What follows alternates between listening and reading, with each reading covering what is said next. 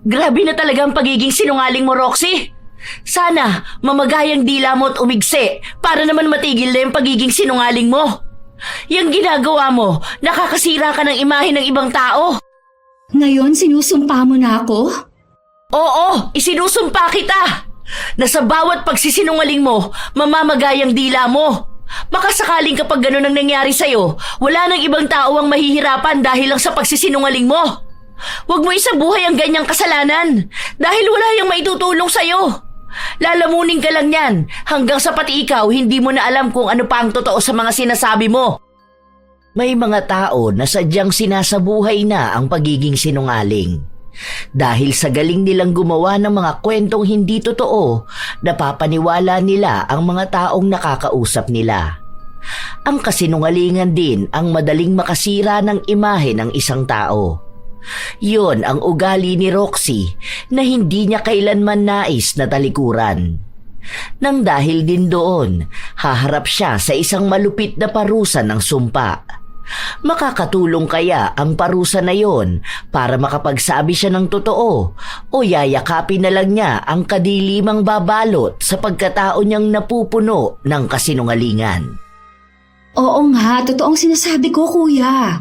Ako mismong nakarinig nun. Mahina lang kasi ang boses niya. Tapos, si Mami, medyo bingi pa naman yon, di ba?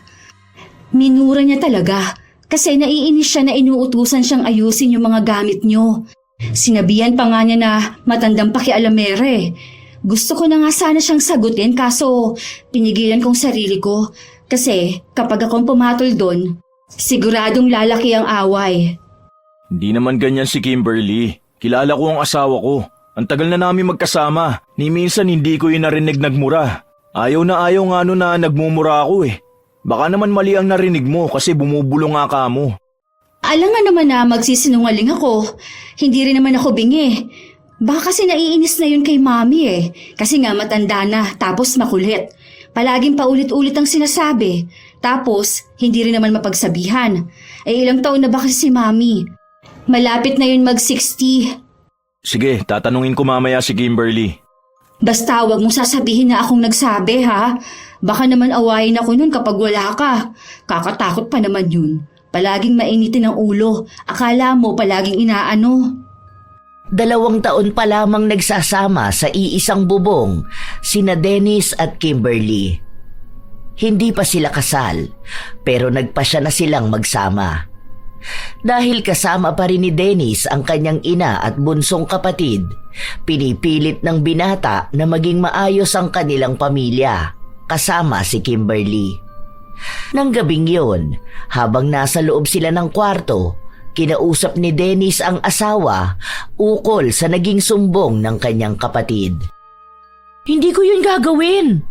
Bakit ko naman mumurahin si Mami? Matanda na yun. Sa kananay mo yun. Kahit minsan hindi ako nang bastos ng nakatatanda sa akin. Kahit pa sabihin natin na naiinis ako. Bakit naman ganyan magsumbong ang kapatid mo? Alam ko siya lang ang magsasabi niyan kasi tayo lang naman ang nandito. Yun na nga ang sabi ko sa kanya eh. Baka ka ako na mali lang siya ng dinig kasi bumubulong ka. Bumubulong nga ako noon, pero hindi naman masama ang sinasabi ko eh. Ang sabi ko lang noon, ang dami na namang damit na nakakalat. May mali ba doon? Sige na, sorry na. Nagsabi lang ako kasi nagulat lang din ako sa sinabi ni Roxy. Kung ano-ano na namang naririnig ng batang yun. Oo nga pala, tutuloy ka ba bukas sa interview mo? Sure ka na ba doon? Oo, pero tanghali pa ako aalis. Hihintayin ko si Roxy na umuwi. Hindi ko naman pwede iwan si Mami mag-isa rito sa bahay. Ang sabi ni Roxy, mga 2 p.m. daw siya makakauwi eh. Paano schedule mo dyan? Work from home ako. Tapos 1 beses sa 1 buwan ako pupunta sa office. Hindi ko pa alam yung ibang patakaran. Bukas pa sasabihin sa akin. Sabihan mo ko kung ano mga kailangan mo ha. Bukas pag uwi ko ayusin ko na yung lamesa mo para kapag nakuha mo yung computer set mo, maayos na natin dito. Oo, salamat Han. Kinaumagahan, maagang nagising si Kimberly para paghainan ng baon ng kanyang asawa. Maaga ring nagising si Roxy dahil papasok ito sa kanilang paaralan. Dahil abala sa kanyang ginagawa si Kimberly, hindi na niya naitanong kay Roxy ang isinumbong nito sa kanyang kuya. Hindi lang naman yon ang unang beses na may ganong kasinungalingan na sinabi si Roxy. Pero palagi na lang yung pinapalampas ni Kimberly dahil ayaw niya rin namang magkaroon ng alitan sa kanila. Lalo pat sa iisang bahay lang sila nakatira. Sa paglipas ng mga araw, nanatiling tahimik si Kimberly at nakatuon lang palagi ang kanyang atensyon sa kanyang trabaho. Isang araw, napansin nito na wala na silang grocery, kaya kailangan na niyang lumabas para bumili. Roxy, lalabas muna ako ha. Dito ka na lang muna sa bahay. Mag-grocery lang ako saglit. Sige, te. Oo nga pala. Pupunta rito yung kapatid ni Mama, si Tio Willie. Nasa bayan na raw siya ngayon eh. Baka pagdating mo, nandito na yon. Ganun ba? O sige, bibili na lang din pala ako ng merienda sa palengke. Huwag na, te, kasi hindi yun mahilig sa mga ganon. Gusto nun, lutong bahay lang. Ikaw ba? Gusto mo ng merienda? Para isasabay na lang kita. Hindi na, te. Salamat na lang. Bili ka na lang ng iyo. Tulog din naman si Mami eh. Pagising niyan, gusto nun kanin. Ingat sa labas, te, ha? Saglit lang din na nakakaalis si Kimberly nang dumating ang tinutukoy na tiyuhin ni Roxy. Galing yon sa probinsya. Matagal na rin nilang hindi nakikita ang tiyuhin kaya masaya si Roxy nang malaman na bibisita ito sa kanila.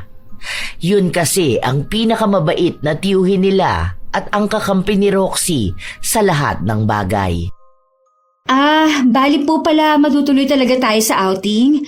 Buti na lang malapit na matapos ang klase namin. Sumakto pa talaga sa bakasyon.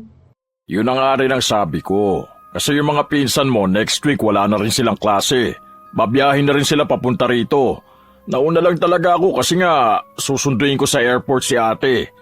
Nga pala, nasaan ang kuya mo at ang mami nyo? Si Mami tulog po, tapos si Kuya Dennis nasa trabaho. Mamaya pa yung gabi uuwi. Bali ang kasama namin ditong madalas, si Ate Kimberly. Naka-work from home po kasi yun eh. Ayun ba ang ka-live-in ng kuya mo? Yung nakikita ko sa mga pictures nyo? Opo, siya nga. Wala pa naman silang anak ni Kuya pero 2 years na sila rito sa bahay. Medyo mahirap nga pakisamahan eh. Mabuti na lang po, medyo marunong pa rin akong gumalang. Bakit naman? Ang kwento sa akin ni Dennis, mabait naman yun ah. Sus, malamang sasabihin ni Kuya yun. Sino ba naman sisiraan ng babaeng kinakasama niya? Sana nga, makakilala pa si Kuya ng ibang babae eh. Kasi sa totoo lang, kawawa kaming pamilya kung yun na ang makakatuluyan niya. Huwag na rin muna sila magpakasal kasi kakaiba talaga ang ugali nun. Sa totoo lang po ha, hindi naman po sa sinisiraan ko siya. Alam niyo naman ako, magaling akong magbasa ng ugali ng mga tao. Hindi naman ba madamot? Mahirap magkaroon ng asawang madamot. Ay, Diyos ko po, yan po mismo ang ugali niya. Nuknukan ng damot yun.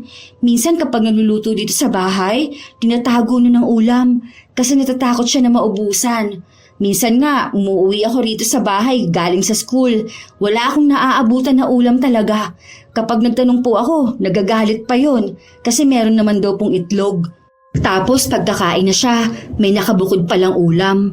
Gusto ko sana magsumbong kay Kuya kaso po natatakot ako eh. Kasi asawa niya yon. Malamang yun ang paniniwalaan niya. Ay, hindi pwede sa akin ang ganyang ugali. Kung asawa yan ng anak ko, baka naghiwalay na sila matagal na. Mabuti nga po nandito kayo eh. Sa una po mabait yon. Lalo ganyan may bisita. Naku, magpapakitang gilas po yun. Akala mo talaga mabait siya. Pero kapag kami-kami lang po dito sa bahay, labas ang tunay na ugali nun. Habang nag-uusap sila, biglang dumating si Kimberly na may bit-bit na pinamili niya.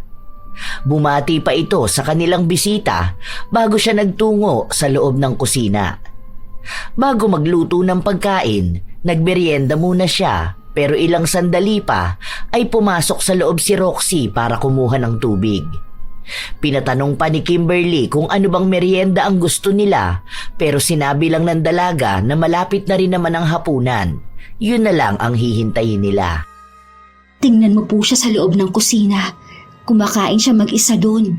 Hindi man lang tayo inalok kung gusto ba natin. O kaya, kayo po, Kasi bisita po kayo eh. Nagsolo talaga dun sa loob. Pagpasok ko nga po kanina akala mo aagawan, ang bilis kumain. Hayaan mo na lang muna siya. Kapag nagtagal ako rito, sisitahin ko rin ang mga maling ginagawa ng babaeng yon. Yung iba ko namang hipag, hindi ganyan. Yung asawa ni Kuya John, mabait naman yun. Palagi pa nga akong binibigyan ng pera. Yan, naku, madamot po talaga. Masama ang ugali. Ilang araw pa ang lumipas nang mapansin ni Kimberly na palaging nagbubulungan ng dalawa, lalo na kapag dadaan siya. Dahil hindi na rin niya kinakayang kimkimin ang nararamdaman niya, sinadya niyang kausapin ang hipag nang maiwan itong mag-isa. Be, may nagawa ba akong mali? Feeling ko kasi nakabantay kayo ni Tio Willie sa mga kinikilos ko eh. Ano bang problema? Ha? Hindi naman, te. Bakit mo naman yan naisip? Baka hindi ka lang sanay na may ibang tao rito sa bahay. Ni hindi ka nga namin napag-uusapan. Siguro minsan, oo, lalo kapag nagtatanong siya sa akin kung saan ba kayo nagkakilala ni Kuya. Mga ganung bagay lang naman. Sabi ko nga na ikaw ang kausapin kasi nga mabait ka naman. Kaso baka nahihiya rin siya sa'yo. Medyo praning lang siguro ako. Para kasing feeling ko palaging binabantayan ng ginagawa ko. Hindi kasi ako sanay ng ganun. Kaya nagtanong na rin ako sa'yo. Wala yan, te. Huwag mo na lang masyadong isipin kasi hindi rin naman makakatulong sa'yo yan. Baka stress ka rin kasi sa work mo eh. Teka, malapit na ang outing ha. Ano, makakasama ka ba? Oo, be. Nakapagpaalam na rin ako sa boss ko. Ilang araw lang din naman tayo eh. Medyo kabado pa nga ako kasi ngayon ko lang makikita yung mga kamag-anak nyo. Huwag kang kabahan, mababait ang mga yun. Makikilala mo yung mga pinsan na kinukwento ko sa'yo. Yung mga maloko namin pinsan na kasama namin noon sa probinsya. Nako, feel ko, makakasundo mo rin ang mga yun.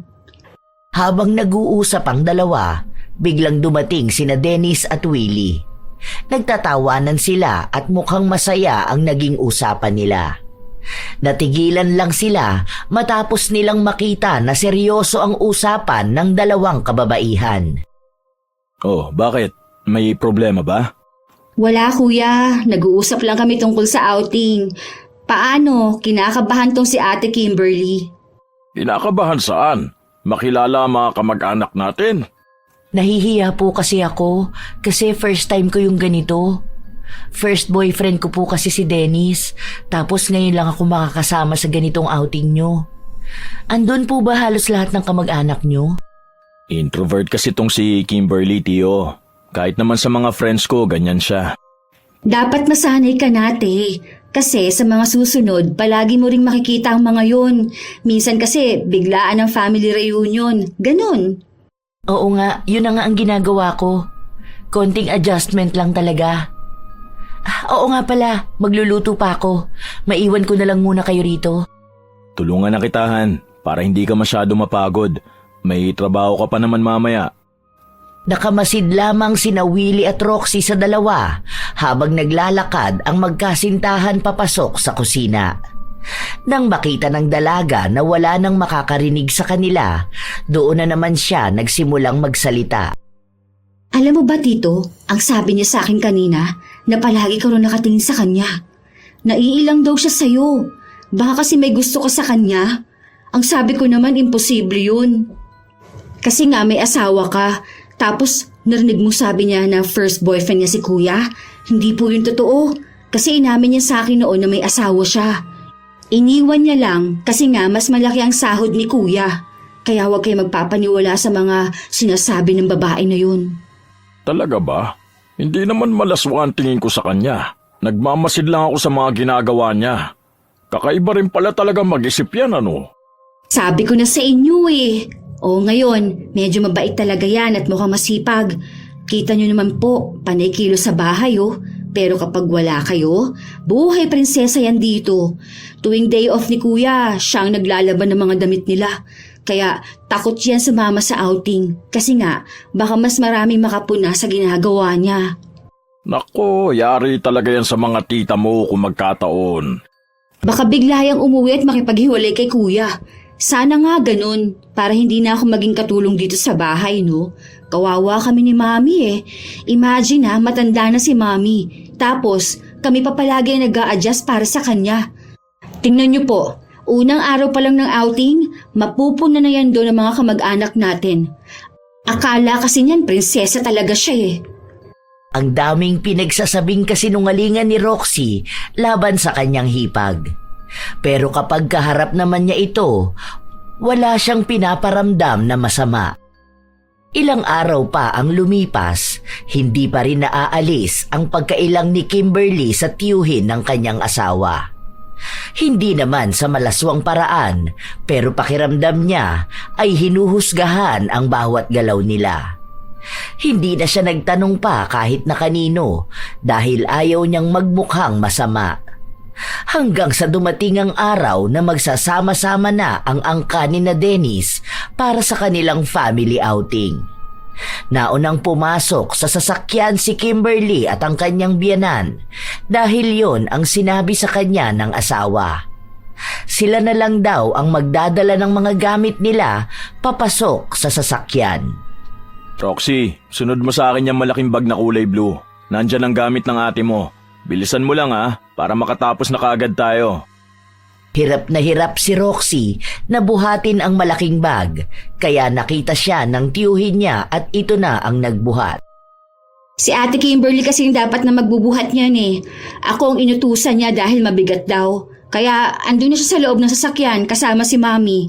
Kaya naman niya yan eh. Hindi man lang naawa sa maliit kong katawan.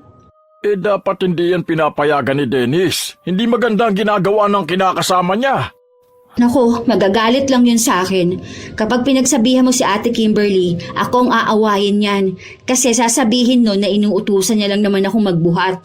Hayaan na lang po natin. Tara na po. Dapat masaya lang tayo. Kasi nga outing na. Makikita ko na rin ang mga pinsan ko. Pagdating nila sa resort, nandoon na rin ang iba nilang mga kaanak. May hiyang nararamdaman si Kimberly, lalo na at isa-isa na silang ipinakilala sa kanya. Ang iba roon kilala na niya sa mukha at sa pangalan dahil minsan ay napag-uusapan nila yon ng kanyang asawa. Mainit naman ang naging pagtanggap sa kanya ng mga ito. Pero hindi pa rin siya masyadong makakilos dahil ayaw niyang makagawa ng mali.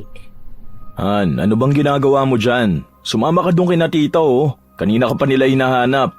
Huwag ka na dyan, mausok. Mag-iihaw kami. Nahihiya ako, Han. Baka kasi hindi nila ako magustuhan eh. Hindi ka naman kailangan gustuhin ng mga yan. Ang mahalaga, mahal kita at mahal ka ng pamilya ko. Saka sa bait mong yan, aawahin ka pa ba nila? Sige na, o kaya sama ka doon kay Roxy para makilala mo pa ang mga pinsa namin. Sinubukan ni Kimberly na makihalubilo sa iba kahit na nahihirapan siya. Ginagawa niya ito para mas mapalapit sa pamilya ni Dennis. Mukhang maayos naman sa kanya makitungo ang mga yon. Maraming tinatanong tungkol sa buhay niya at kung paano sila nagkakilala ni Dennis. Hanggang sa nakapalagayan na nga niya ng loob ang mga yon. Nagkukwento na rin sila ng tungkol sa kanilang buhay at mga kwento ng angkan nila na hindi niya pa alam. Natutuwa si Kimberly dahil para na nga silang isang pamilya. Ang mga matatanda naman ay nagpapayo sa kanya para mas tumatag pa ang kanilang pagsasama ni Dennis. Ilang sandali pa, biglang lumapit sa kanya si Roxy para magpatulong sa kanya. Hindi kasi namin maayos. Parang may lumalabas kapag nag-click na kami ng site. Ano kaya yun? Baka may mali sa internet or doon mismo sa site na pinupuntahan? Ay, ewan ko kasi dyan kay Carmine. May online class pa pala. Bakasyon na nga ng lahat. Ayan, Teo. Tingnan mo. Diba? Yung server yan. O baka expired na yung link na binigay. Nasaan ba si Carmina? Hingi ka mo siya ng bagong link dun sa mga nasa online class na. Nasa CR pa siya eh. Sige, yun na lang ang sabihin ko sa kanya mamaya. Basta huwag kayong magkiklik ng kung ano-ano dyan lalo na kung nakalink yung bank niya sa account niya dito sa laptop. Kasi baka biglang mag-subscribe siya ng hindi sinasadya. Pagdating nung Carmina, sabihin mo mismong link ang ipasa sa kanya para makapasok siya sa online class nila. Okay, te, salamat. Balik ka na doon. Naistorbo pa ata kita sa pakikipag-usap kina tita eh. Tawagin na lang ulit kita kapag ayaw pa rin gumana ha. Umalis na rin kaagad si Kimberly para makihalubilo sa iba pa nilang kasama. Hindi pa rin dumarating si Carmina pero kung ano-ano pa rin ang pinipindot ni Roxy sa laptop. Hanggang sa hindi niya sinasadyang may mapindot na dahilan para may mabawas na pera sa bank account ni Carmina. Dahil doon, agad na napapunta ang kanyang pinsan sa loob ng kwarto at nagreklamo. Ipinakita nito ang malaking halaga ng subscription sa isa ring hindi kilalang site. Sa takot ni Roxy na siya ang sisihin, agad niyang itinuro si Kimberly. Tinawag ni Roxy ang ama ni Carmina na si Willie at ang hipag niyang si Kimberly para makapag-usap sila. Ako? Wala naman akong ibang pinindot dyan ni hindi ko nga yan hinawakan. Tinuro ko lang sa'yo, Roxy, kung anong dapat gawin, di ba? Tapos umalis na ako. Alam mong hindi ako nagpipindot ng kung ano-ano dyan. Ay, alam nga naman na akong nagpipindot dyan, te. Wala nga akong alam sa ganyan. Kaya nga po ikaw ang hiningan ko ng tulong. Kasi alam ko na ikaw ang magaling sa mga ganito. Ito rin kasi ang trabaho mo, di ba? Nakita kaya kita, may mga pinagpipindot ka at may pinuntahan kang site. Tapos copy-paste. Ganon. Hindi ko naman maintindihan kung para saan yun. Akala ko naman para makapasok na kaagad sa online class si Carmina. Kaso may nawawala na palang pera sa bank account niya. Hindi totoo yan, Roxy. Andito ka. Nakita mo na hindi ko hinawakan ng laptop. Wala akong pinindot at mas lalong wala akong pinuntahang ibang site. Ang dami ko pa nga sinabi sa'yo na huwag gagawin eh.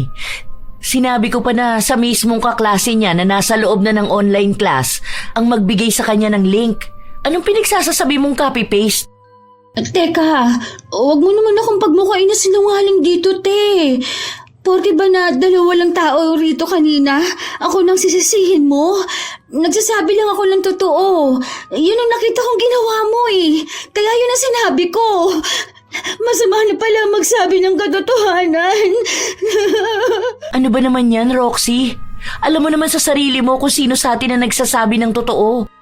Tumigil ka na, Kimberly. Ano, ang pamangkin ko pa pala ngayon ang nagsisinungaling?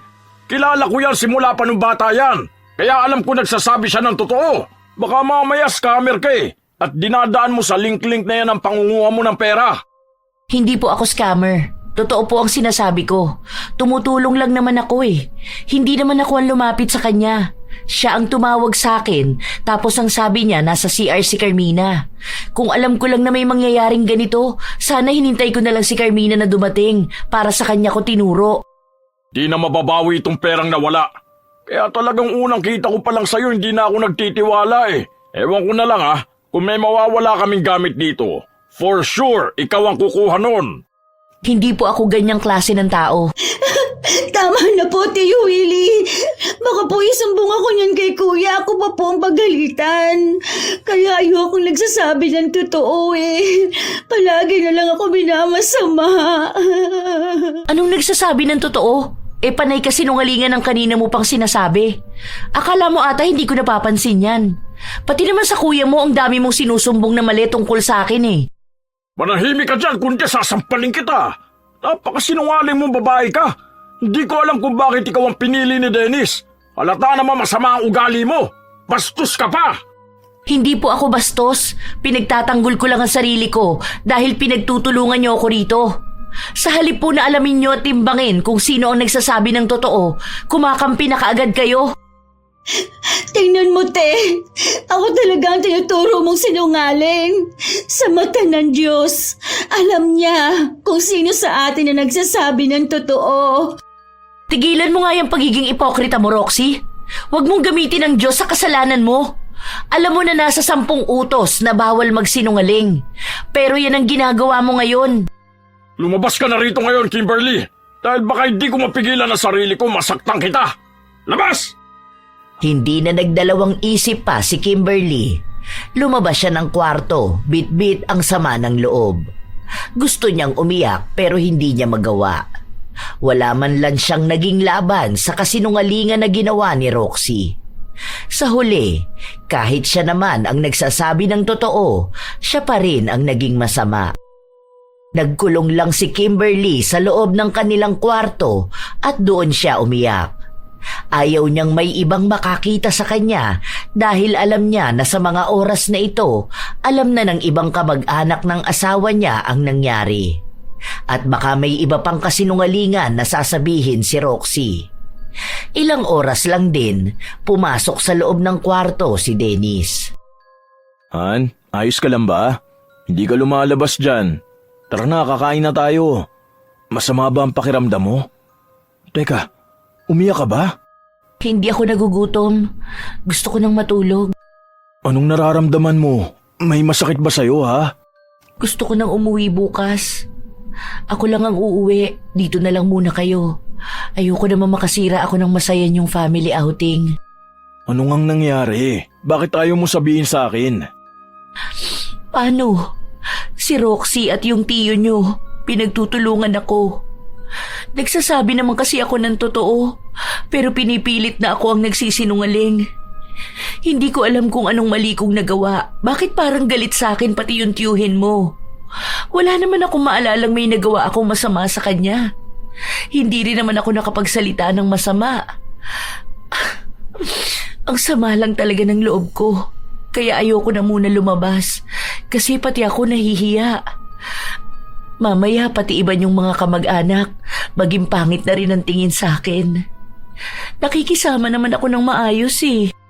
Daling ko na lang dito ang pagkain natin. Sabay na lang tayong kumain dito. Kung uuwi ka bukas, uuwi na rin ako.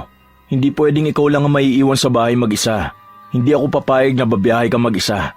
Kakausapin ko yan mamaya sina Tio Willie at si Roxy para malaman ko kung ano ba talaga nangyari. Wag na. Baka isipin nila na ako ang dahilan kaya ka lumalayo sa pamilya mo. Hayaan mo na. Kaya ko naman magbiyahe mag-isa. Hindi pwede yung ganun.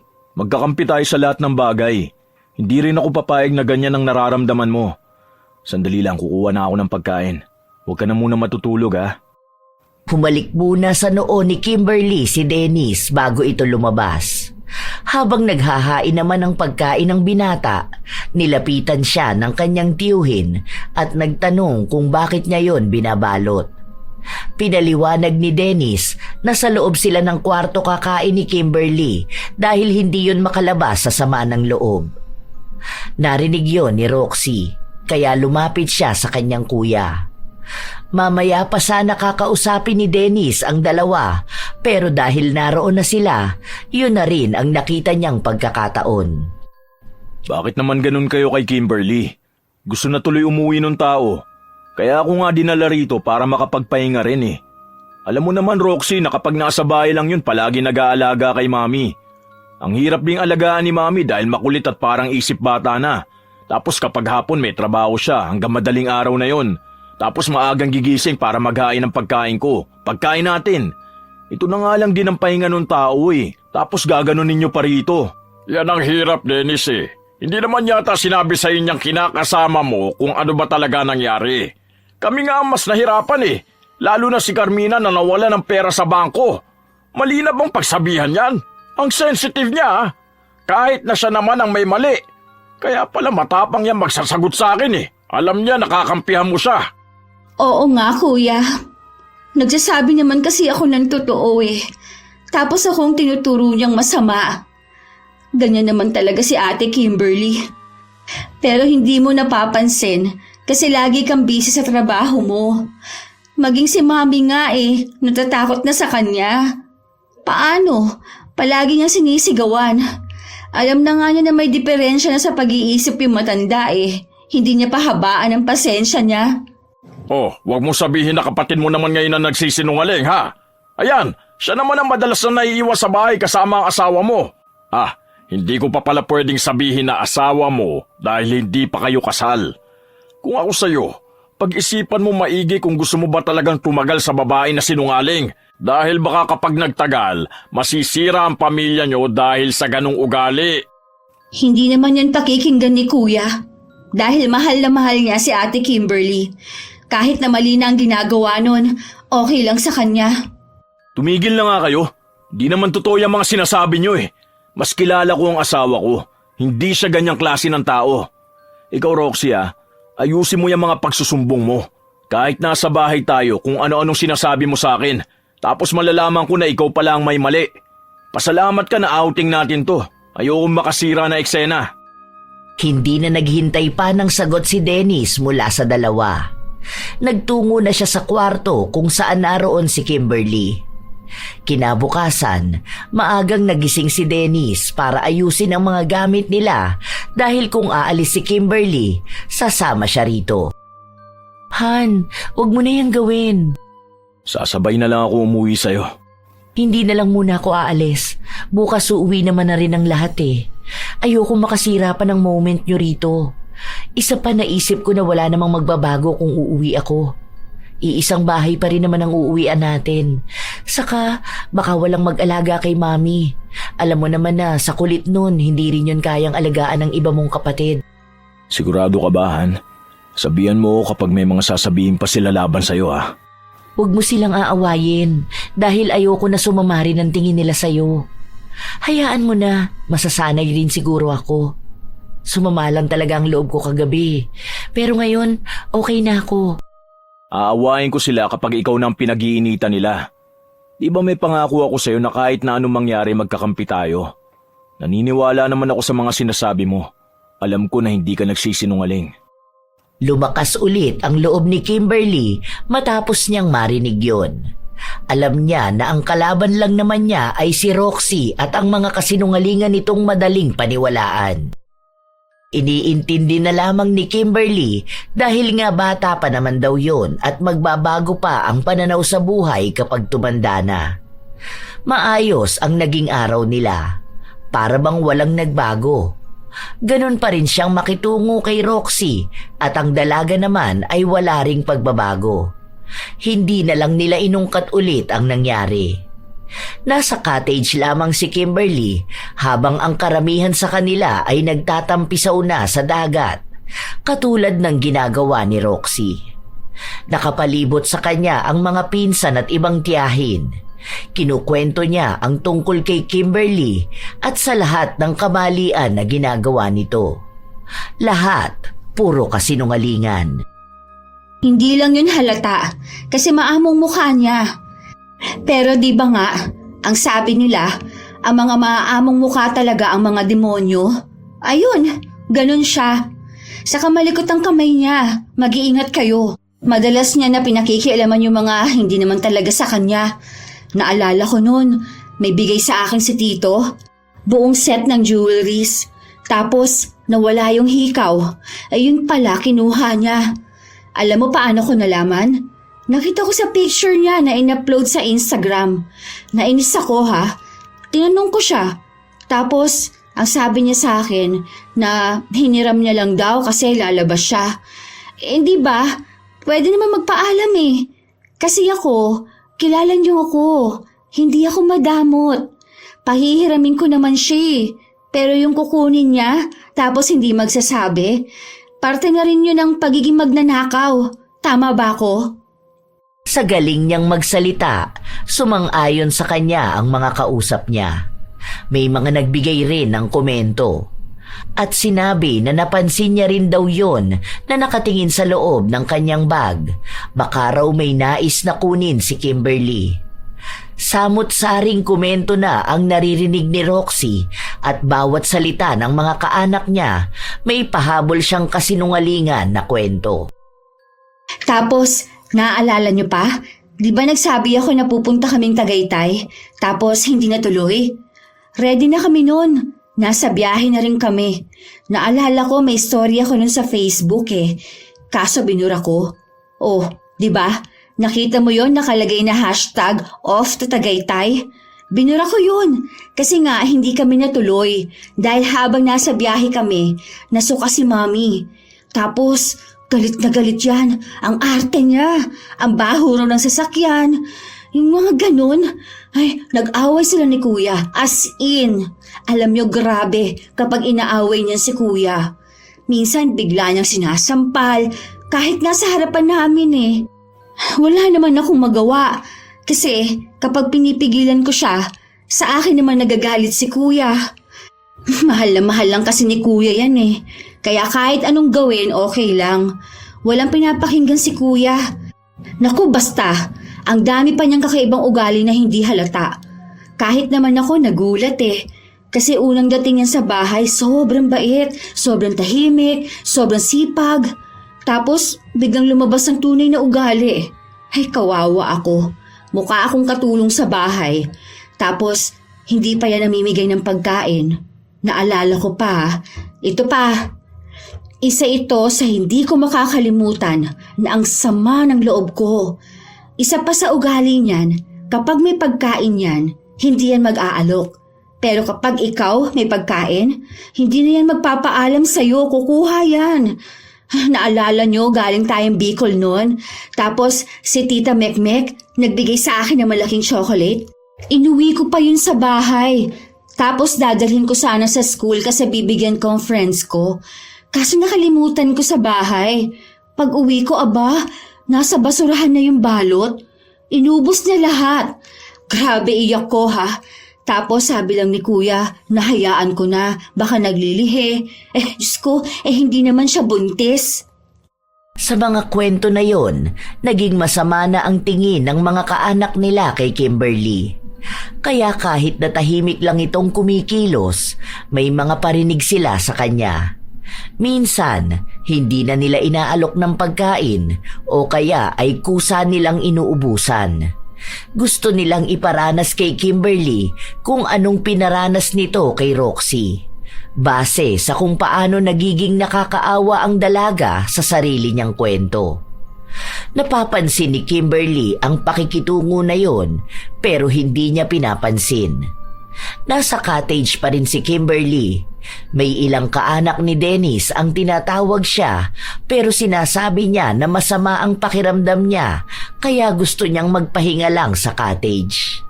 Naroon din kasi ang kanyang biyenan na natutulog. Ilang sandali pa, dumating si Roxy. Sinisimot ang pagkain na hawak niya. Te, may basurahan ba dyan? Dito may plastic. Pinaglagyan ng mga basura kanina. Pasuyo nga ako, te. Hindi ko maabot eh. Gusto mo ba ng chichirya? Meron doon sa kabilang cottage, kuha kita. Hindi ako mahilig dyan. Bawal sa akin yan ngayon. Chocolate. Gusto mo? Kapag gusto mo ng pagkain, meron doon sa kabila ha. Kuha ka na lang. Ang lamig pero ang sarap maligo. Ikaw ba? Ayaw mo pa maligo? Mamaya na lang pagkagising ni Mami. Alam ko maliligo rin to eh. Sige na, enjoy ka na. Tahimik lang si Kimberly na nagmamasid. Si Dennis naman, kasama ang mga kalalakihang kaanak nila. Nag-iinuman sila. Hindi masaya si Kimberly pero wala naman siyang pagpipilian. Ginusto niyang manatili sa family outing ng asawa kaya makikisama talaga siya. Hindi naman lahat pangit ang pakikitungo sa kanya dahil may iilan naman na maayos siyang kinakausap. Ang mga hindi niya lang kasundo ay ang mga tao na naimpluwensyahan na ng kasinungalingan ng kanyang hipag. Habang tahimik si Kimberly, pumasok ng cottage si Willie para bang may hinahanap ito. Natigilan siya nang makita ang basurahan na nakasabit sa gilid ng lamesa. Bakit po? Bawal po bang magsabit ng basura dito? Hindi ko po alam. Naglinis kasi ako rito sa loob, kaya dito ko na lang muna isinabit. Saan ho ba pwede magtapon ito? Pinagkainan mo ba yung mga yan? Yung iba po dyan, bakit po? Bakit mo kinain yan? Hindi naman sa'yo yan ah. Kaya pala kanina pa ako hanap niya sa kabilang cottage. Naunahan mo na pala ako. Binili ko yan hindi para ipalamon sa'yo madamot ka. Hindi lahat ng pagkain dito sa outing para sa'yo ha. Po? Alin po ba dyan? Kung itong kulay pulang may Japanese na sulat, hindi ako ang kumain yan. Si Roxy yan. Naghahanap siya ng basurahan kanina. Tapos sabi ko dito na lang niya itapon. Hindi pa nga po ako nagpupunta sa kabilang cottage at yung mga kinain ko, binili ko yan dyan sa store. Si Roxy na naman ang sisisihin mo? Wala ka namang ibang alam gawin kundi ang isisi sa kanya ang mga kawalang hiyaan mo? Teka lang po. Bakit kayo nagagalit sa akin? Mali naman po yata yung mga ganyang pananalita nyo sa akin. Wala naman akong ginagawang masama sa inyo para magalit kayo sa akin ng ganito. Mainit ang dugo ko sa'yo dahil sa sama ng ugali mo. Kawawa ang pamilya ni na Roxy dyan sa ginagawa mo. Ngayon pa nga lang na nakakasama mo na kami, ganyan ang ginagawa mo kay Roxy. Paano pa kung kayo-kayo lang ang nasa loob ng bahay? Ayaw ko po kayong sagutin, pero wag naman kayo magsalita na parang alam nyo lahat. Iisa lang ang pinapakinggan nyo eh. Wala naman akong ginagawang mali kay Roxy. Kahit natanungin nyo si Mami o si Dennis.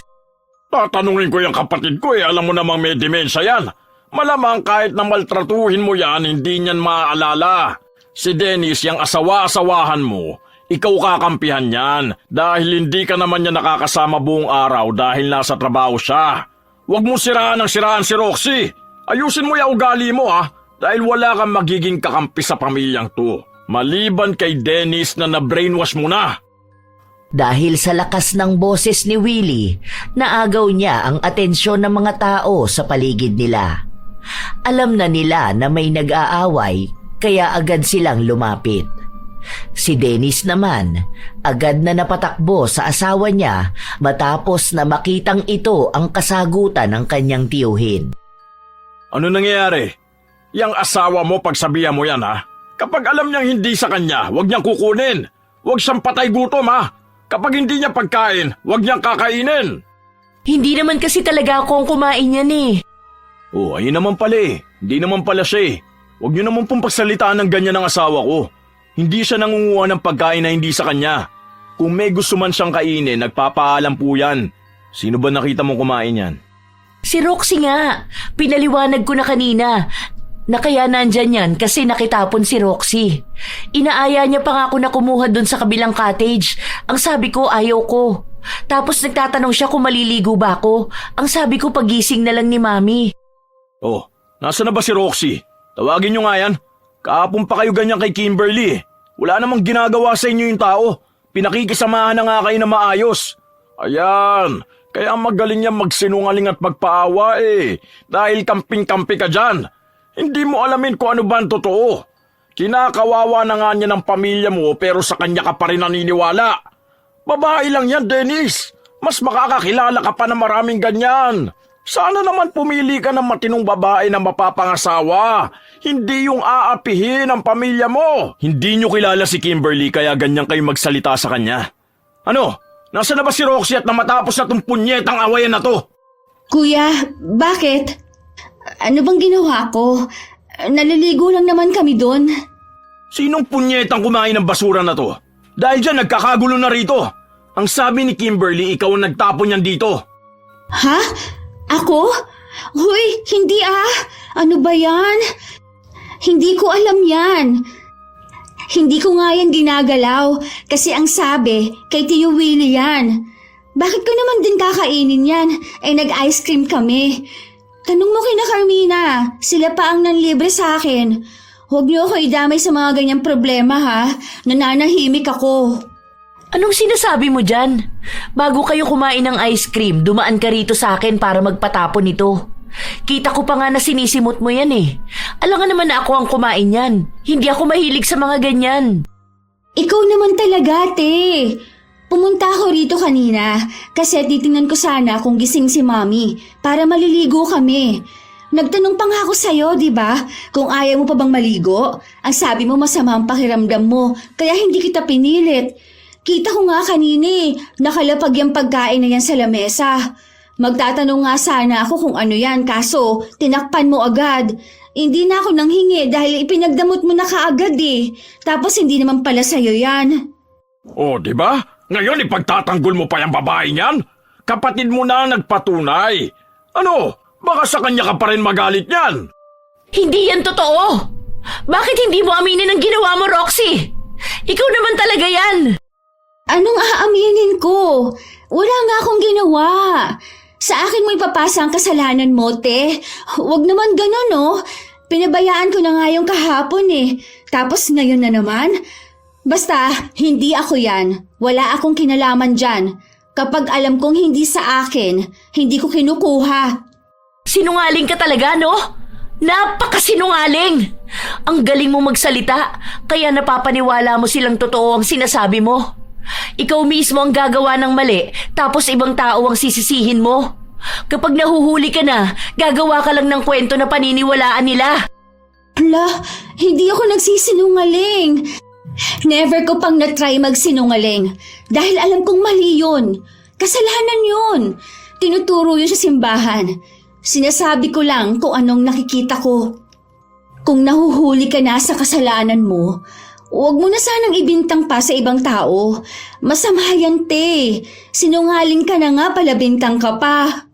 Grabe na talaga ang pagiging sinungaling mo, Roxy. Sana mamagayang dila mo at umigsi para naman matigil na yung pagiging sinungaling mo.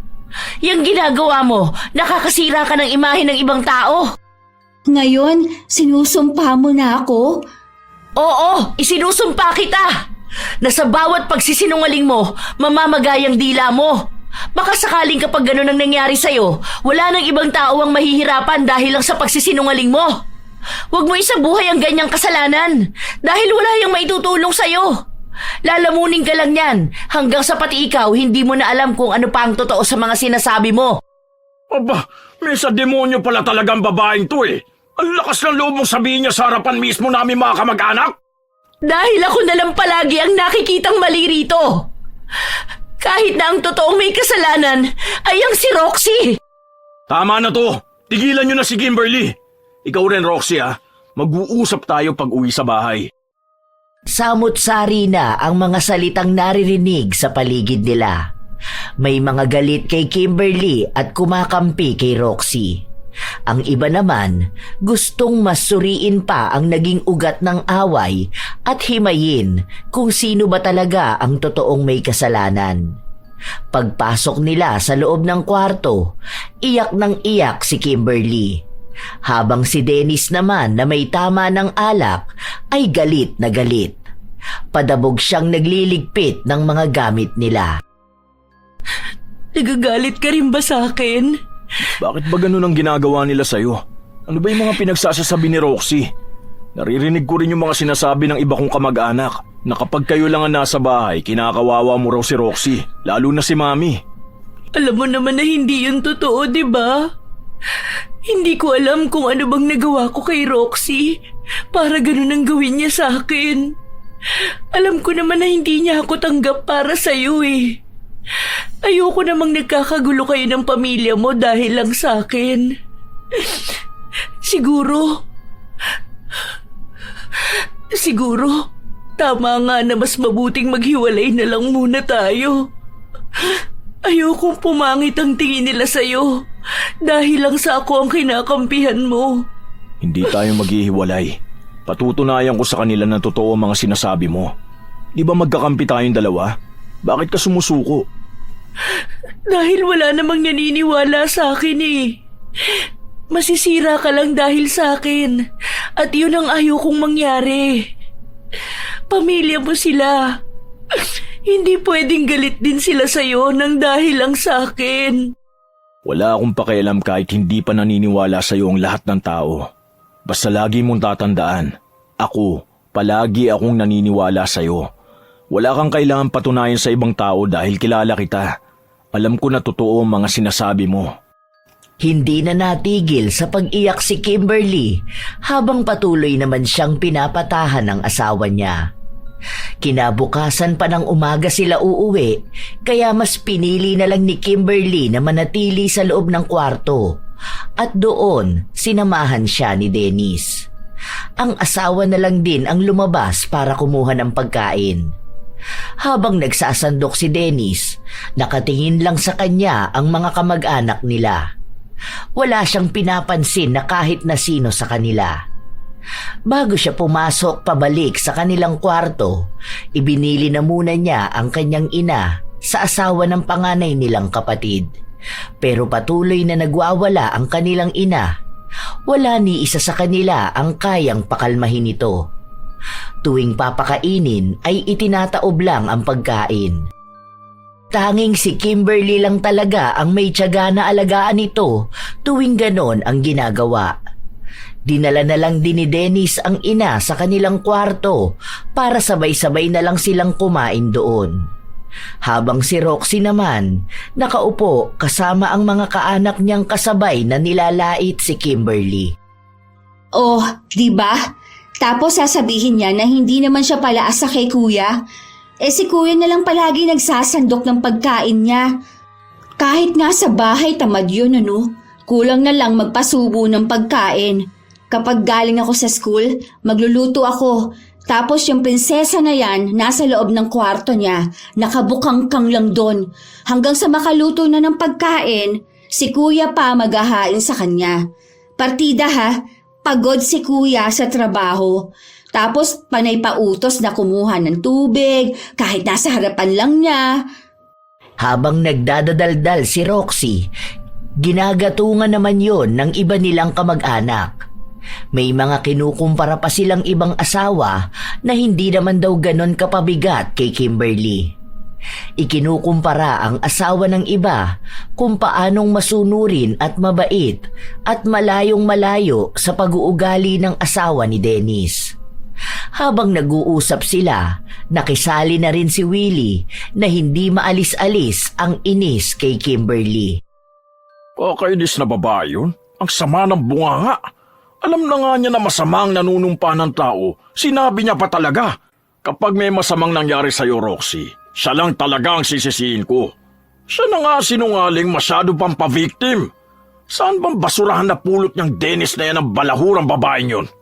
Hayaan niyo na lang po yun, tito. Halata naman po kay kuya na hindi niya yun hihiwalayan eh. Saka wala naman yung sumpa-sumpa na yan. Babalik din yan sa kanya. Kasi siya ang humihiling ng masama sa kapwa niya. Aw! Ang sakit!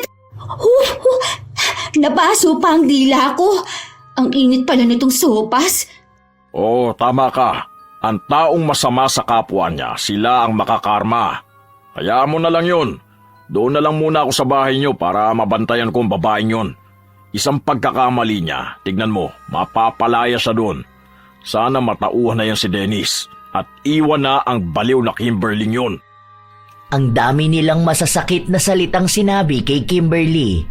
Ginawa rin nilang katatawanan ang itsura nito kahit na may kagandahan namang taglay ang dalaga.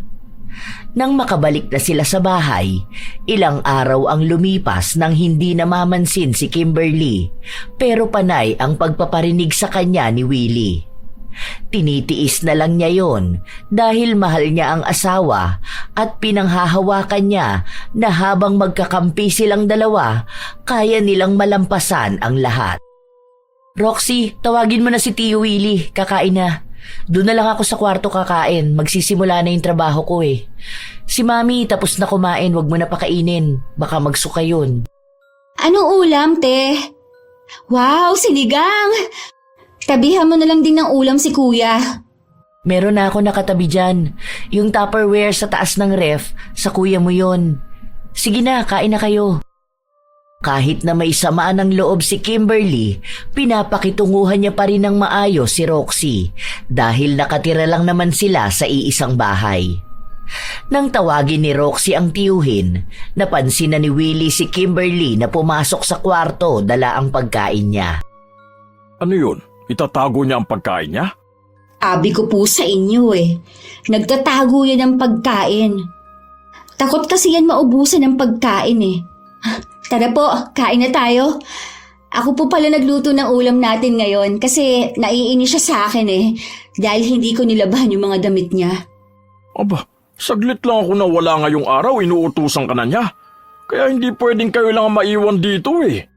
Sinabi niyo pa po, palautos pa yan. Tapos kapag galit yan, sisigawan yan kami dito sa bahay. Kung mura-murahin yan si Mami, ganun-ganun na lang dahil nga makulit at matanda na. Diba? Minsan okay si Mami, nakakausap at nakakakilos sa maayos sa bahay. Kapag naman sinusumpong niya ng sakit niya, doon lang naman talaga siya sobrang kumukulit na akala mo bata. Tapos, makakalimutin na nga. Mumurahin na niya, no? Tapos sasabihin niya na pabigat at bakit hindi pa mamatay. Ganun po ka, grabe. Buti ngayon napipigilan niya kasi nandito po kayo eh. Pero alam ko, kating-kati na po ang dila niya na magmura. Nakaramdam ng pangangati sa kanyang dila si Roxy matapos niyang sabihin yon. Akala niya normal na pangangati lang yon, pero kinabukasan, napansin niya na parang umuumbok at namamaga ang kanyang dila. Inisip na lang niya na baka dahil yon sa pagkapaso. Noong nakaraang araw pa kasi masakit ang dila niya matapos itong mapaso ng sopas noong nasa outing sila. Pero 1 linggo na ang nakalipas, walang nagbabago.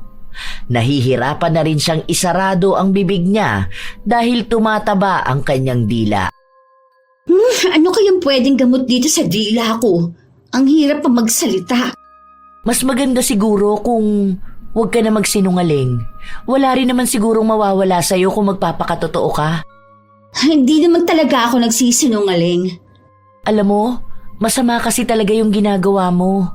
Kung magbabasa ka ng Biblia, malalaman mo na nasa 10 utos ng Diyos na huwag kang magsisinungaling laban sa iyong kapwa.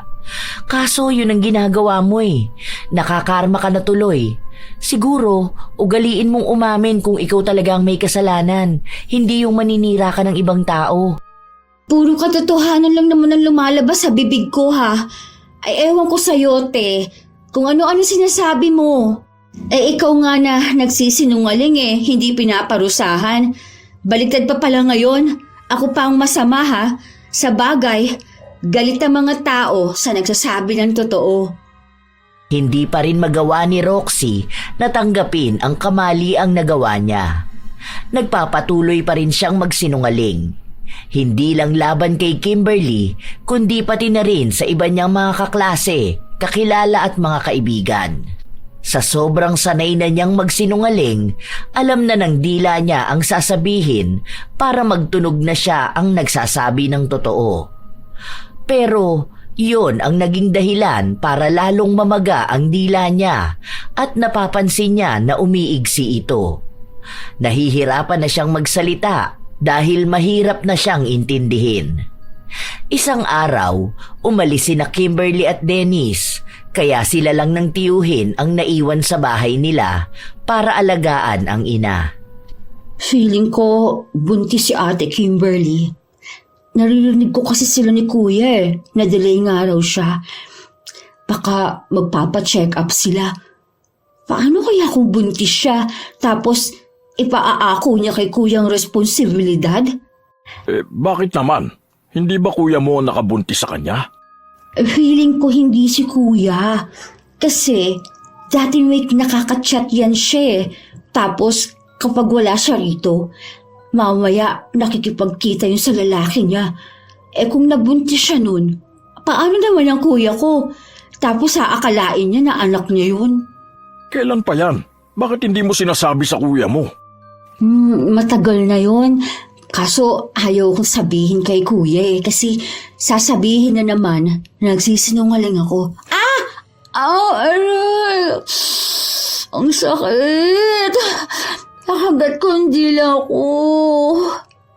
Aray ko. Ay, nakakainis naman. Bakit ba kasi namamaga to? Dapat sabihin mo. Niloloko na ang kapatid mo, itatago mo pa. Huwag kang matakot sa babaeng yan. Sige, ako na ang kakausap sa kuya mo. Para nga mapaalis na rito ang babaeng yun. Malandi naman pala. Saka dati, naririnig ko yan, nakikipag-call sa kung sino-sino. Magaling nang ata talaga siya magtago, kaya hindi siya nahuhuli ni Kuya. Ang dami ko pa naman sanang sasabihin, kaso ang sakit na talaga ng dila ko eh. Habang tumatagal, mas lalong lumalala ang kalagayan ni Roxy. Ilang beses na rin silang nagpabalik-balik sa ospital pero wala namang nagbabago. Marami na rin siyang nainom na gamot. Pero kahit na malaki ang problema niya sa sarili niya, mas malala pa rin ang sakit niya na pagiging sinungaling. Ilang mga maling salita at pagbibintang pa rin ang sinasabi niya tungkol sa kanyang hipag. May mga naniniwala pa rin naman sa kanya dahil tahimik lang si Kimberly at hindi nag-aabala na ipagtanggol ang sarili niya. Isang linggo na ring hindi nakakapasok si Roxy sa paaralan dahil sa sakit niya. Naroon lang siya palagi sa kanilang bahay, kaya dalawa na ang inaalagaan ni Kimberly. Be, kain ka na. Hindi yan mainit. Tapos itong malamig na tubig. Sa'yo to. Yung gamot mo nandun sa gilid ng lamesa mo. Yung maliit na drawer. Huwag kang iinom ng gamot kapag malamig na tubig ang gagamitin mo. Bawal daw kasi yung ganun. Dadalhan kita rito ng tubig, yung hindi galing sa ref. Salamat, te. Paglabas ni Kimberly, sa kusina siya dumiretso para naman pakainin ang biyanan. Nasa kusina rin si Willie at hindi siya kumikibo. Pero ramdam ni Kimberly na may nais itong sabihin sa kanya. Ano pong problema? Kung may gusto po kayong malaman, itanong nyo na po agad. Huwag na po tayo magpakiramdaman pa rito. Kinukulam mo ba si Roxy? Bakit ko naman po gagawin yun?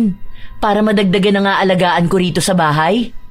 Buntis po ako. Tingin nyo magagawa ko pang gumawa ng masama sa kapwa ko na pwedeng maapektuhan ng anak ko? Isa pa, hindi po ako ganong kababang tao para kumapit ako sa itim na kapangyarihan. Ipatatawas ko si Roxy bukas dahil baka gumaganti ka sa mga pagsusumbong niya. Buti nga hindi niya sinasabi sa asawa mo ang pagtataksil na ginawa mo eh. Hindi po ako nagtataksil sa asawa ko. Kung gusto nyo, paglabas ng bata, magpa-DNA na kaagad para hindi na kayo mangamba ng ganyan. Kung ang asawa ko nga po walang pagdududa sa akin eh. Ayoko na po ng stress. Wala po akong dapat na ipaliwanag sa kahit na sino dahil kahit naman po anong sabihin ko, hindi nyo ako paniniwalaan. Alam ko po na ang mga tao, paniniwalaan lang ang gusto nilang paniwalaan. Kaya nga po ang daming mga sinungaling sa mundo eh. Dahil mas madaling mapaniwala ang sino man nang di lang mali-mali ang sinasabi. Paniwalaan niyo po ang gusto niyo, pero wag niyo po akong guluhin dahil po marami rin akong iniisip. Kaya hindi mo pinagtatanggol ang sarili mo dahil alam mo ang totoo. Yun na nga po. Hindi ko nasasayangin pa ang oras ko dahil alam ko ang totoo. Alam ko sa sarili ko ang totoo. At maging si Roxy, alam niya sa sarili niya ang totoo at hindi. Ang pagkakaiba namin, pati sarili niyang kasinungalingan, nagiging katotohanan na rin sa paniniwala niya. Yun po ang ipangaral niyo sa kanya. Hindi po yung kayo mismong nagbibigay ng dahilan para paniwalaan niya rin ang mga maling ginagawa niya. Ayaw na ni Kimberly na humaba pa ang diskusyonan nilang dalawa. Dahil iisa lang din naman ang kalalabasan nun. Siya pa rin naman ang magiging mali. 2 araw ang lumipas, umalis sina Willie at Roxy para magpatawas. Gusto nilang malaman kung may gumagawa ba ng masama sa dalaga. Hinayaan lang yon ni Kimberly dahil alam naman niyang hindi naman siya ang gumagawa ng masama sa hipag. Naroon din ang asawa niya dahil wala itong pasok sa trabaho. Si Dennis muna ang pansamantalang nag-aasikaso sa bahay dahil gusto niyang magpahinga naman ang asawa niya, lalo pat buntis ito. Bakit kaya wala pa sina Tio Willie? Ano na kaya nangyari sa pagpapatawas nila? Hindi ko nga alam eh. Naniniwala ka ba sa mga kulam-kulam na yun? Baka mamaya may lumabas na ganun, tapos ako ang sisihin nila. Lahat pa naman ng maling nangyayari, parang ako ang may kasalanan. Naniniwala naman ako sa mga kulam na ganyan, pero hindi ako naniniwala na gagawa ka ng ganun. Alam mo Han, ikaw lang talaga ang naniniwala sa akin sa bahay na to. Si Mami siguro naniniwala sa akin, kaso madalas hindi niya ako natatandaan eh. Ayoko naman na maging pangit ang tingin mo sa mga kaanak mo, lalo na sa Tio Willie mo.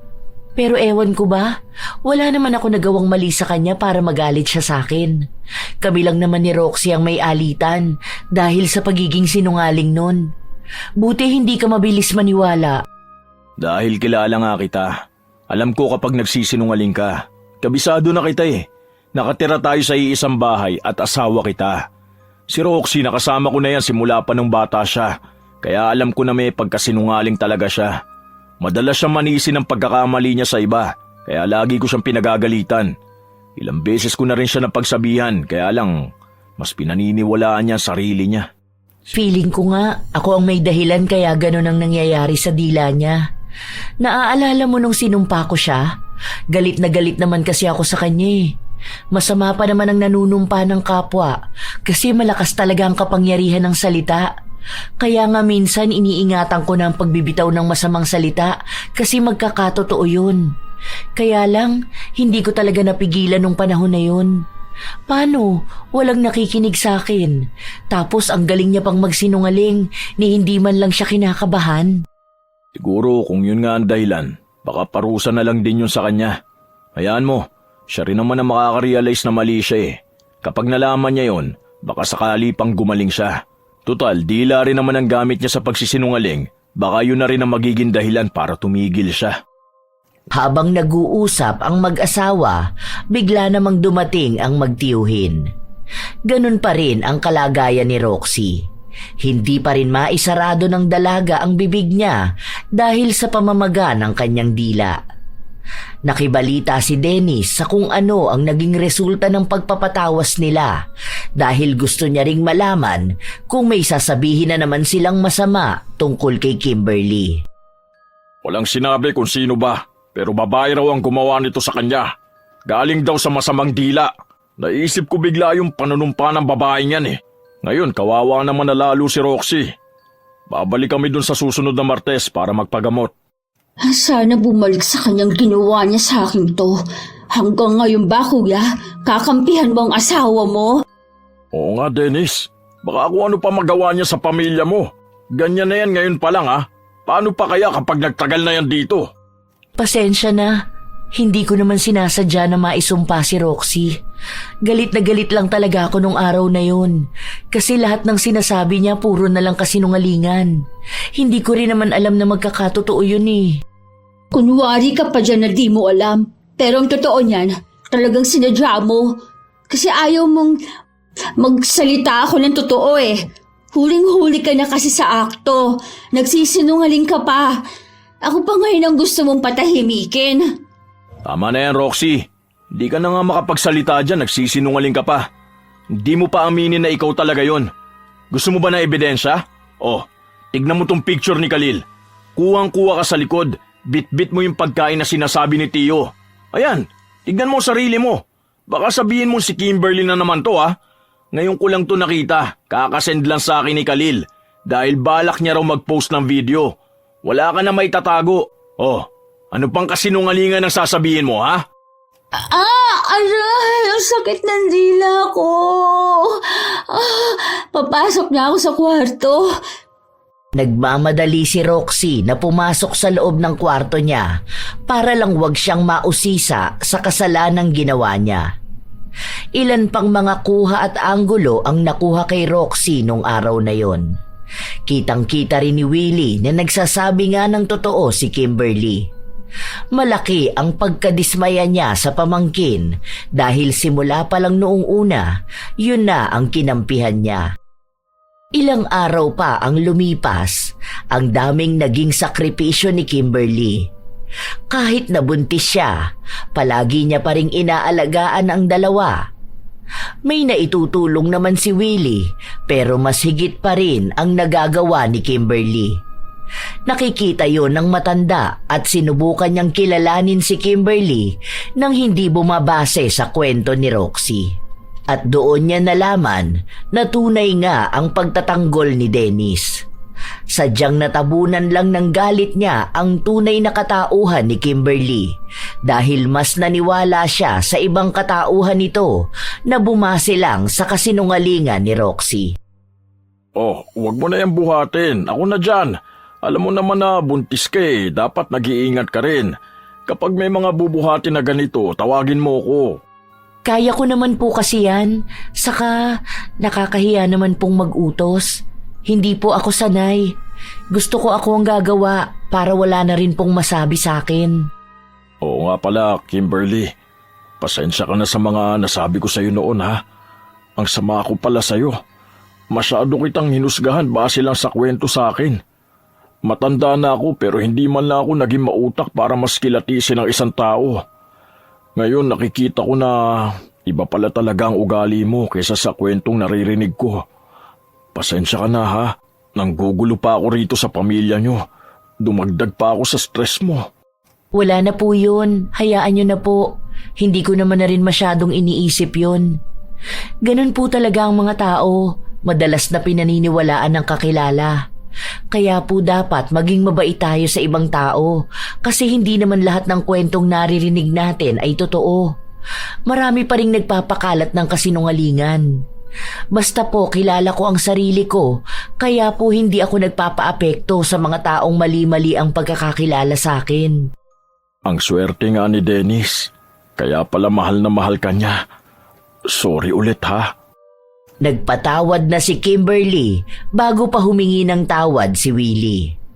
Habang ang matanda ay tinanggap na ang pagkakamali niya, si Roxy naman ay hindi pa rin pinaniniwalaan ang katotohanan. Mas gusto niya pa ring mabuhay sa kasinungalingang binuo niya. Bago bumalik si Willie sa probinsya nila, kinausap muna nito ang pamangkin at muling tinanong kung ano pa ba ang mga kasinungalingan na sinabi niya pero hindi talaga umaamin si Roxy. Totoo po ang sinasabi ko. Huwag kayong magpapaling lang sa babae na yun. Alam ko, edited lang yung video na pinakita ni Kuya kasi nautusan ni Kimberly para akong hindi inasalarin. Kalimutan na natin yung usapin tungkol sa nangyari sa outing. Mukhang hindi mo rin naman naaminin ang ginawa mo eh. Sabi nga ng albularyo, ikaw lang din ang pwede magpagaling sa sarili mo. Walang ritual para sa masamang dila. Huwag na lang sana magtagal yan. Kasi paano ka ba naman aayos kung hindi ka titigil sa pagsisinungaling mo? Pag-isipan mong mabuti ang lahat. Dahil baka maging ganyan ka na habang buhay. Huwag ka na sana magsisinungaling, Roxy. Isipin mo na ang mga salitang lumalabas sa'yo para na ring sumpa sa iba. Dahil sa paninira mo, pumapangit ang tingin ng tao dun sa taong sinisiraan mo. Huwag ka mabuhay sa mundong puno ng kasinungalingan. Mas masaya ang maging totoo. Nakakatakot man, pero mas nakakatakot na maging katotohanan mo ang kasinungalingan. Hindi ka makakalamang dahil mas lalo mo lang ilulubog ang sarili mo. Noong una ay hindi tinatanggap ni Roxy ang payo sa kanya ng tiyuhin. Gusto niyang maniwala na totoo lahat ng sinasabi niya. Hanggang sa umalis na ito at naiwan na lang ulit si Kimberly para alagaan siya. Kahit na anong gawin ni Roxy, hindi talaga siya gumagaling. Dumating pa sa punto na hindi na talaga siya halos makapagsalita dahil sa pamamaga ng kanyang dila. Ilang araw pa ang lumipas, pati ang mga kaanak nila na kinakausap ni Roxy, hindi na naniniwala sa mga kasinungalingan niya. May mga kaibigan siyang galit na rin sa kanya. Para bang unti-unti na ring lumalabas ang lahat ng katotohanan at ang naiwan na lang sa dalaga ay kahihiyan dahil tinatawag na siya ng karamihan na reyna ng kasinungalingan. Yun na rin ang nagmulat sa kanya na kahit na gaano siya kagaling magsinungaling, hindi pa rin kayang takpan ang katotohanan. Nagkakaroon na siya ng pagsisisi sa kanyang mga nagawa. Be, Martis na ngayon. Wala si Tio Willie. Baka gusto mong ako nang sumama sa'yo sa albularyo. San ba yun banda? Para sana gumaling ka na dyan. Bakit ang bait mo pa rin sa akin kahit na sinungaling ako? Di ba dapat galit na galit ka? Hindi ko na kailangang gawin yun. Wala rin namang mangyayari kung magagalit ako sa'yo. Alam mo, ang mga sinungaling, ang mabigat nilang kalaban ay ang mga sarili nila. Kaya hindi ko na kailangan pang dumagdag bilang kalaban mo. Basta ako, ang gusto ko lang, sana naman kapag naging maayos ka na, huwag ka nang magsisinungaling. Kasi alam mo, walang magandang dulot yan sa'yo. Kahit pa anong paniniwala ng iba sa kasinungalingan mo, ikaw rin ang magtatamasa ng karma kapag naglabasan na ang katotohanan. Yun na nga ang naisip ko, te. Sorry ha. Ang dami kong kasinungalingan na nasabi tungkol sa'yo. Ang daming paninira. Sorry, te. Wala na yun. Basta wag mo na lang uulitin, ha? Kahit na kanino, wag mo na yung gagawin. Si Kimberly ang sumama kay Roxy para sa sinasabing albularyo na pinuntahan nila noon. Gumawa naman yon ng ritual para gumaling siya. May pinagawa rin sa kanya na dapat ay 1 linggo niyang gagawin para tuluyan siyang gumaling. Hindi nawala si Kimberly sa tabi ng hipag hanggang sa tuluyan na itong gumaling. Umimpis ang namamagang dila ni Roxy at bumalik ito sa normal na hugis. Naging maayos na rin ang kanyang pananalita. Nang mangyari yun, unti-unti na rin siyang nagbago. Itinama niya ang mga pagkakamaling nagawa niya. Humingi na rin siya ng tawad sa mga taong nasira niya dahil lang sa kanyang pagsisinungaling. Sa paglipas ng mga araw, linggo at buwan, naging magkasundo ang maghipag hanggang sa dumating ang araw na nanganak na si Kimberly. Wow, ang cute-cute naman ng baby denden namin na yan. Halatang mana sa tita eh. Tingnan niyo naman hindi nagkakalayo. Oh, hindi ba yan kasinungalingan? Akala ko ba hindi ka na magsisinungaling? Bakit sabi mo cute ang anak namin at kamukha mo? Di ka naman cute ah. Si baby Denden lang ang cute. Si kuya, nakakainis. Hindi yun kasinungalingan. Kasi cute naman talaga ang tita niya. Di ba, ate? Oh, huwag kang magsisinungaling. Bawal yon. Ewan ko sa inyong dalawa. Oo na, sige na. Cute na lahat ng nakatira sa bahay na to. Oh, si Ate Kimberly na nagsabi. Ibig sabihin, pawang katotohanan lang yun. Walang bahid ng kahit na anong kasinungalingan. Cute ako, cute ang baby Denden. Cute ang buong family. Naging mas masaya pa ang loob ng bahay nila dahil wala na ang siraan at ang pagpapalaganap ng kasinungalingan. Lalo pang naging mas masaya dahil nadagdagan na sila. Dahil sa pag-alis ni Roxy ng nakasanayan niyang kasalanan, doon niya rin napagtanto na mas magaan pala ang buhay kapag nagsasabi siya ng totoo.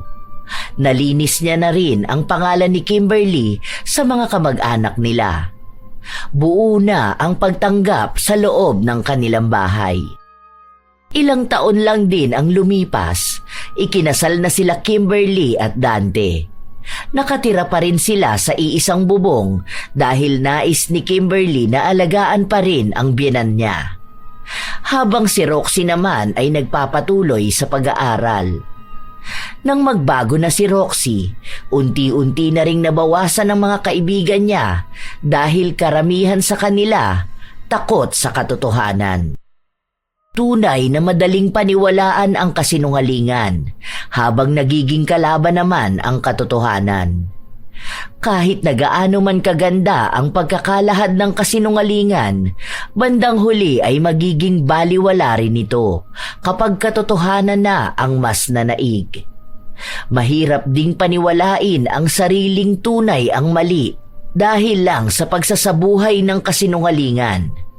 Ito ang tunay na hihila sa iyo patungo sa kadiliman. Katotohanan pa rin ang magbibigay kapayapaan sa pamilya, sa kapwa at lalo na sa sarili. Kaya't yun din ay nasusulat sa banal na aklat at nalalahad sa 10 utos ng Diyos. Dahil ang pagsasabi ng totoo ay ang pagkakaroon ng kalayaan ng kaluluwa. Shout out sa ilan sa masusugid na tagapakinig ng mga istorya ni Lola Telang. Matt Sarol, Gerlin Picache, Febe Ranyada, Mayhani Lore 23, Jenna Nolasco at Jenny Velasco, Ruth Ann Migano at sa mga anak niyang nasa Pilipinas na sina Seth, Yana, Gian at sa asawa niyang si Neil Fabilia, Sherlyn Joseco, Renalyn Salarda, Lizelle Nebrida, Lynn Villa, Bessie Tagapan, Annalisa Puaso, Elizabeth Pamintuan, Romelyn Mahilum, Cassie Barcelona. Kumusta kayo, Olivia Pelayo, at sa mga mananahi ng Attic Clothing na sina Kuya Wigler Lepasana, Kuya Mario, Adrian, Gerald, Miko, Ate Veron, Ruth, Aprilyn, Grace at kay Ma'am Susan Tan. Joy, I Love Traveled, Pamela Agasang, Karen Salut, June Soriano at Lani Soriano, Maria Jaisel Ngoho, Rose Ann Rama, Pakmat Ong, Evelyn Abong Carbakil, Gemstone Claro, Sheren Solero Masagka, Gladys de los Santos, Team Gaminil Francisco, Maria Cristina. Salamat sa pakikinig nyo, Jolly Estrella Mendoza, Nora Mejia, Vicky Yabut, Edgar Vinas, Nora SSM, Abigail, Emily Gandia, Jocelyn Borromeo, King Roel Lansangan, Cool Yet Fun, Violeta Buhay, Cresilda Sotil, Lucille de Lima, Hayashi J. Megan, Jocelyn Nazareno. Shout out din sa inyo, Hiramini, Jennifer Deginon, Mabuhay Georgia Vlog, Pinky Hepertor at sa mga pinsan niyang sina Gilbert at Sandy, Agripina Balza, Marisa Villanueva, Robert Crimen, El Daps, Esteli Reyes ng Marikina City, Gia Gigi, Elena Echano, Ronald Lamis, Cherry Mukbang ASMR, Telma Salazar, Art Ian Bensorto, Haji Aquino, Juliet Ortega, Elgin TV Vlog, May Villar at sa Team Hiroshima Mihara Japan na sina Jasper Agustin, Isel Villar, John Patrick Bernardo, Mark Cyrus Limbo at Perla Izumi, Angeline Galo, Sydney Crosswind, Fritz Love, Gina Fajardo, Aji Nicole Sugabo, Georgia Kiana Delgado, Ana Lubarlita, Maria Ciego, Laila Antao, Noli Merillo, Verheaven, AJ Chua ng Zambales, Linda Trinidad, Carmela Landayan, Maricon Aran, Daniela Biñas, Patricia Ann Balugo at happy birthday sa kanyang kapatid na si Eugene Balugo. Leonisa Cobo. Binabati ko rin ng maligayang kaarawan sa August 22 si Supladang Pasaway. Shout out kay Jennifer Makasinag. Get well soon, Apo. Ito ang inyong Lola Telang at maraming salamat sa lagi ninyong pakikinig, mga Apo.